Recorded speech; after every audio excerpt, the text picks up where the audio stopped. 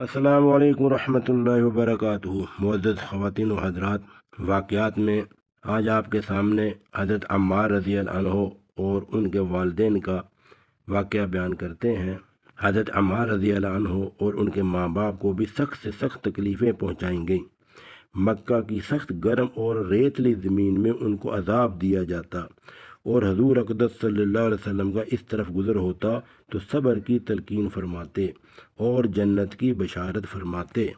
آخر ان کے والد حضرت یاسر رضی اللہ عنہ اسی حالت تکلیف میں وفات پا گئے کہ ظالموں نے مرنے تک چین نہ لینے دیا، اور ان کی والدہ حضرت سمیہ رضی اللہ عنہ کی شرمگاہ میں ابو جہل ملعون نے ایک برچھا مارا جس سے وہ شہید ہو گئیں، مگر اسلام سے نہ ہٹیں۔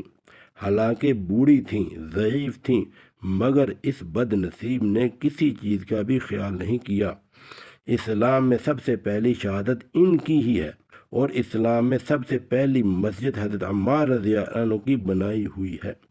جب حضور اقدس صلی اللہ علیہ وسلم ہجرت فرما کر مدینہ تشریف لے گئے تو حضرت عمار رضی اللہ عنہ نے کہا کہ حضور صلی اللہ علیہ وسلم کے لیے ایک مکان سایہ کا بنانا چاہیے جس میں تشریف رکھا کریں، دوپہر کو آرام فرما لیا کریں اور نماز بھی سایہ میں پڑھ سکیں۔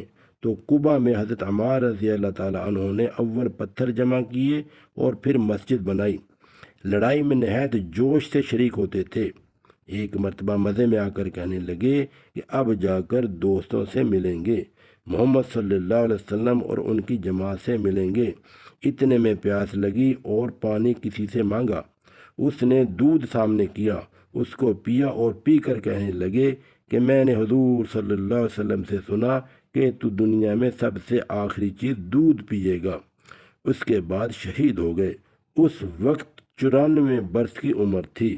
خواتین و حضرات، ان حضرات کی زندگی کتنی پیاری زندگی ہے، کیسی اطاعت کرنے والے، کیسی نبی علیہ السلام کی اتباع کرنے والے۔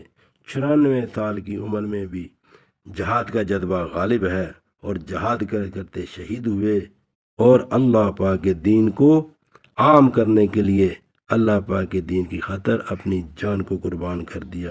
اللہ پاک ان کے نقش قدم پر ہمیں بھی چلنے کی توفیق عطا فرمائے، اور ان کی محبتوں کا، اطاعتوں کا، ان کے ایمان کا ذرہ ہمیں بھی عطا فرما دے۔ آمین یا رب العالمین۔